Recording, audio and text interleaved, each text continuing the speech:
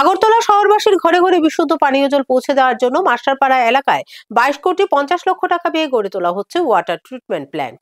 শনিবার দিন এই ট্রিটমেন্ট প্ল্যান্টটি পরিদর্শন করলেন মেয়র দীপক মজুমদার। দীর্ঘদিন ধরে আগরতলা শহরে মাস্টারপাড়া এলাকা সহ আগরতলা পৌর নিগমের 8, 9, 10 এবং 12 নম্বর ওয়ার্ডের বেশ কিছু অংশে পানীয় জলের সমস্যা রয়েছে।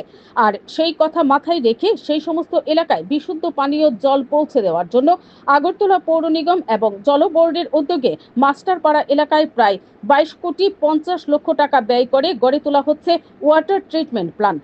শনিবার দিন জল বোর্ডের ইঞ্জিনিয়ার এবং পৌর নিগমের আধিকারিকদের নিয়ে মাস্টারপাড়া এলাকার ওয়াটার ট্রিটমেন্ট প্ল্যান্টটি পরিদর্শন করেন mayor Dipak Majumdar.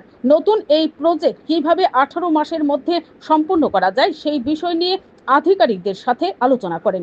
Bureau report, BTV Tripura news. এই এলাকার লোকের সঙ্গে আমরা কথা বলি, তাদের একটা দাবি বা তাদের বক্তব্য হচ্ছে যে এই জায়গাটা ছোট ছোট ছেলে মেয়েদের খেলার একটা জায়গা, গ্রিন এরিয়া, এটাকে রক্ষা করে যাতে প্ল্যান্টটা করা হয়।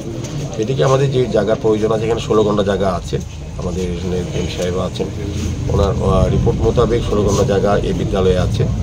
তার থেকে আমাদের প্রজেক্টে যতটা প্রয়োজন, সবটা হলে ভালো হতো, যতটা প্রয়োজন ততটা নিয়ে বাকি যে যেটা থাকে সেটা যদি গ্রিন এরিয়া হিসাবে রাখা যায়, এই এলাকার লোকের একটা দাবি বা আবেদন। তো যেহেতু এই এলাকার বিধায়ক মাননীয় মুখ্যমন্ত্রী, ওনার সঙ্গে আমি এই বিষয়টি নিয়ে আলোচনা করবো আজকের এই পরিস্থিতি নিয়ে, যে তাদের দাবি বা তাদের যে সমস্যা সেটা নিয়ে আলোচনা করবো। আমার বিশ্বাস যে মাননীয় মুখ্যমন্ত্রী চাইছেন আগরতলা পৌরবাসীকে, আমাদের আগরতলা পৌর নিগম থেকে পুরো নাগরিক পরিষেবা প্রদানের ক্ষেত্রে জল, বিশুদ্ধ পানীয় জল পরিবেশনা দেওয়া, এটা মেইন কাজ আমাদের দেওয়া।